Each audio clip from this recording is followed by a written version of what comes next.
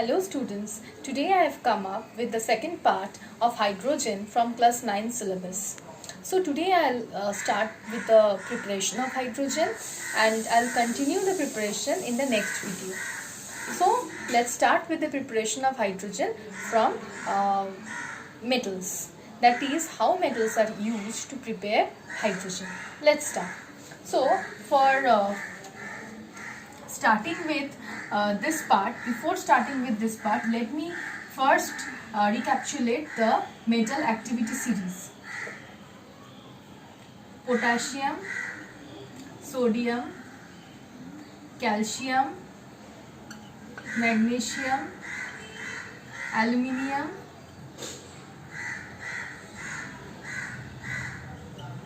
zinc, iron, lead, hydrogen, copper and so on. The last metals are here, there is no space also, and the last metals are not required in this chapter because up till iron all the metals are required, because up till iron the metals react to form hydrogen. Below iron from lead none of the metals will react to form hydrogen. Okay, so let's start with the first part. See, potassium, we all know that as we move down the series, the metal reactivity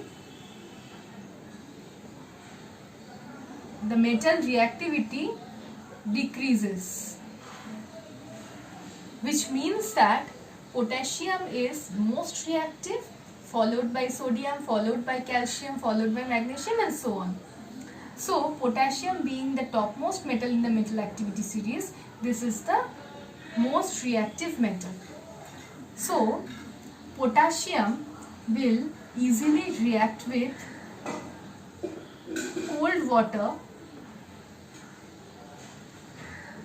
to form potassium hydroxide and along with that hydrogen. So if we balance this reaction,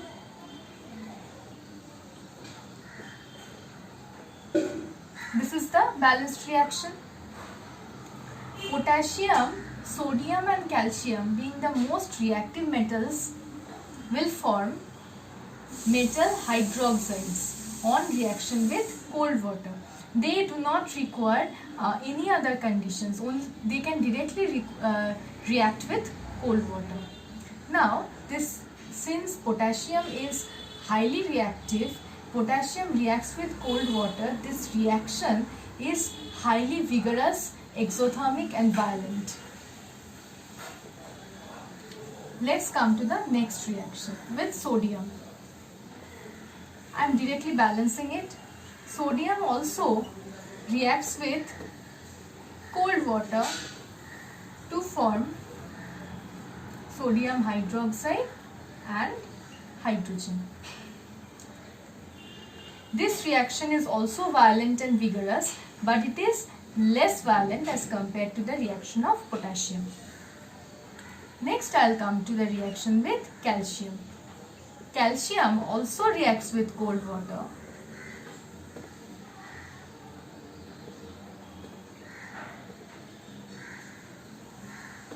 to form calcium hydroxide and hydrogen. Now this reaction, since calcium is the third metal in the metal activity series, so calcium is not as reactive as sodium and potassium. So this reaction is vigorous, but it is slightly vigorous, not as much as violent as sodium and potassium. Okay, now remember one thing about calcium. This reaction may be slightly vigorous, but calcium is more expensive than sodium and potassium. Okay, till calcium we have shown the reaction with water. So till calcium the metals are highly reactive, they will react with cold water. No other conditions are required. Okay, now let's come to the next reaction.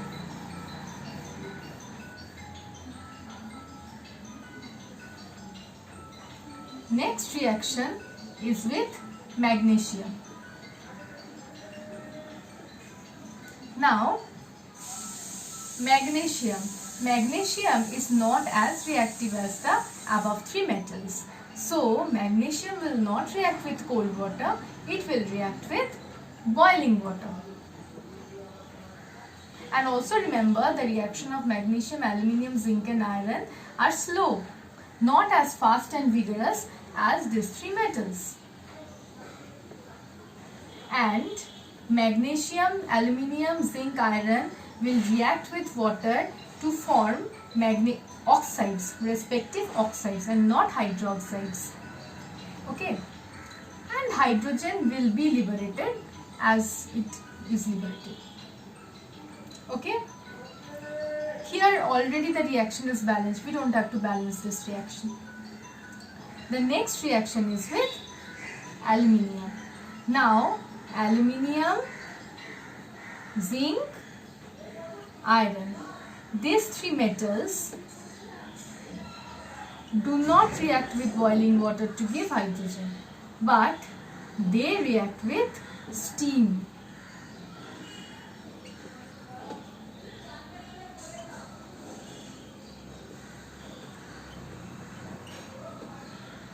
They react with steam to give hydrogen and the respective metal oxides.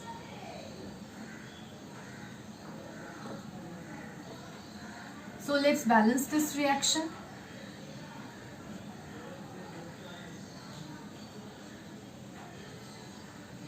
Okay. Then the reaction with zinc. See, this reaction is already balanced. We don't have to balance this. And the reaction with iron is reversible in nature.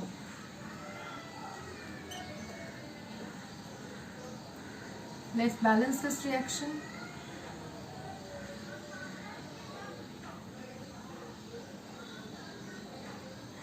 Okay, this is the reaction of the metals till iron with water, because they react with water in different conditions, giving you hydrogen.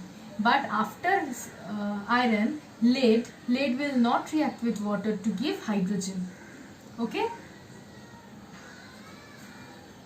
So now I'll come to the reaction of metals with dilute acid to give hydrogen.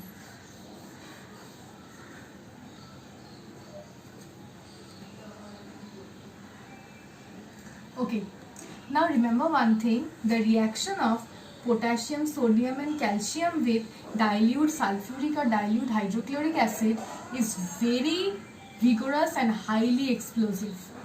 As a result, these three reactions are practically not performed in the laboratory, or you can say these reactions are not at all feasible. So, the reaction of potassium, sodium and calcium is not performed to produce hydrogen. But magnesium, aluminium, zinc and iron react with dilute acids to give the respective salts with the liberation of hydrogen. So let's show the reactions.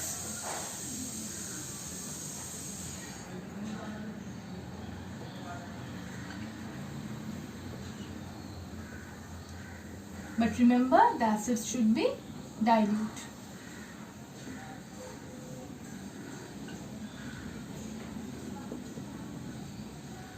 So 2HCl,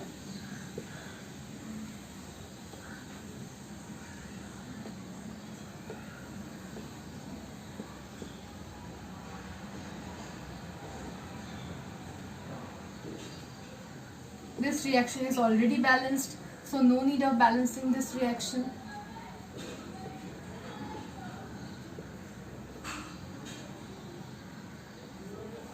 Remember, the acids should be dilute and you have to mention that while writing in your copies or during the exam.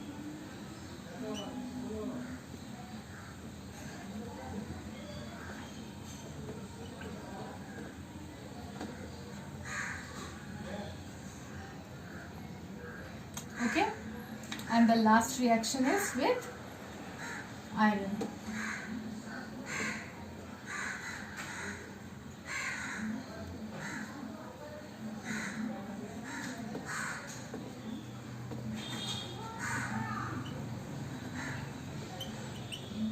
Okay, so the reaction of magnesium, zinc, aluminium and iron with dilute sulfuric and dilute HCl will give you the respective salts, and along with that hydrogen is liberated.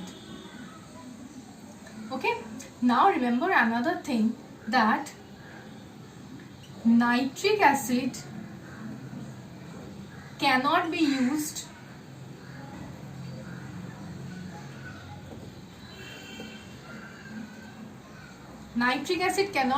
for the preparation of hydrogen. Now you can ask why. Because nitric acid is a strong oxidizing agent. Nitric acid is a strong oxidizing agent. It will form nascent oxygen. This is nascent oxygen. It will itself decompose to give nascent oxygen. Nascent oxygen is basically the atomic form of molecular oxygen. This nascent oxygen will oxidize hydrogen to water. As a result, we won't get hydrogen if we react nitric acid with the metals. So nitric acid is not used in the preparation.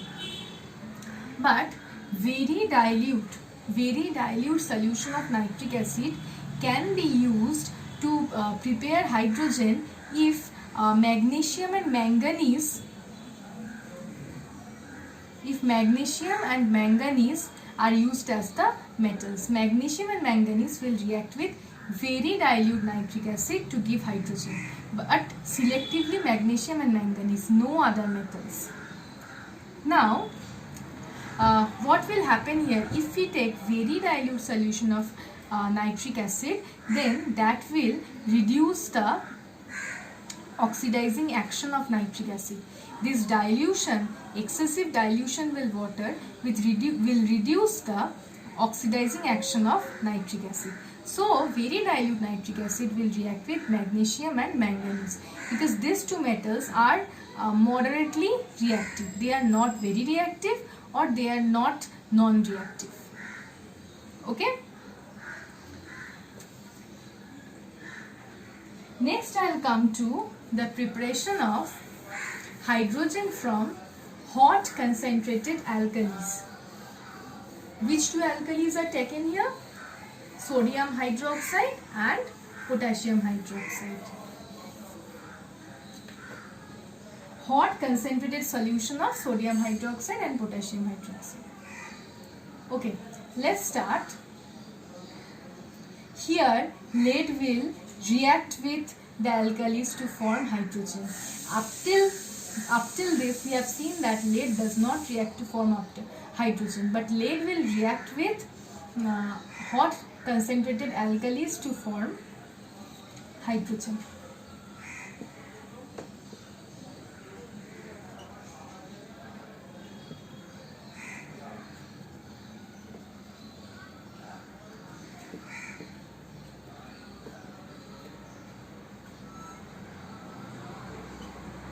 Okay, the name of this salt is sodium plumbite.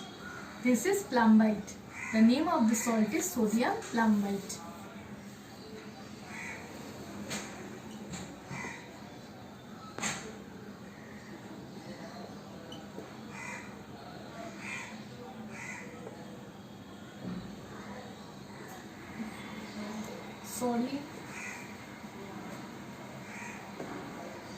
For the reaction with aluminium, water is required.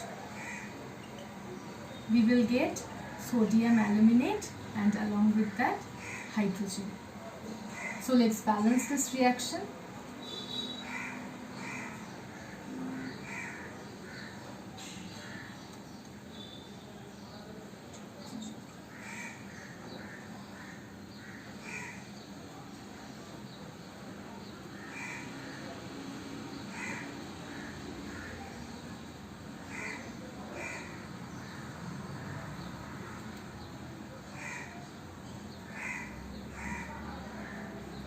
Very sorry, okay.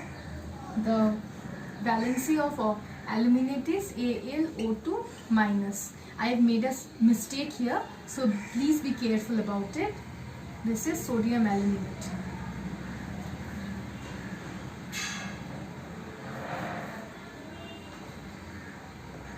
Okay, this is the reaction.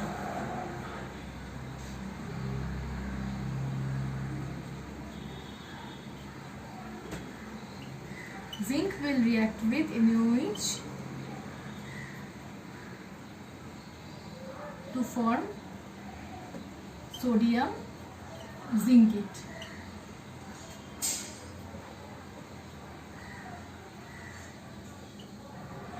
Okay, so lead, aluminium, zinc reacts with the hot concentrated alkalis to form the respective salts. These are sodium zincate, sodium plumbite and sodium aluminate. Okay,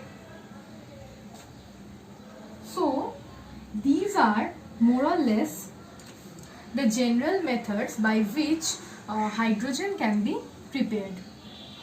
Another thing is important, that why lead reacts with hot concentrated alkalis, but it does not react with the acids to give hydrogen. Why? Because if lead reacts with HCl, dilutes hydrochloric acid, then it will form PbCl2, and if lead reacts with dilute sulfuric acid, it will form PbSO4. Both PbCl2 and PbSO4 are precipitates, so they will form a coating, and this coating, since they are precipitates, they will form insoluble coating where on the surface of the reaction medium. As a result, this reaction will come to a stop. That is, the liberation of hydrogen will not be possible. Okay, these are more or less the reactions of metals with the water, acids, dilute acids and hot concentrated alkali that will liberate hydrogen. In the next video, I'll talk about the laboratory preparation of hydrogen and the Vosk process, which is also an important part of the chapter. Thank you.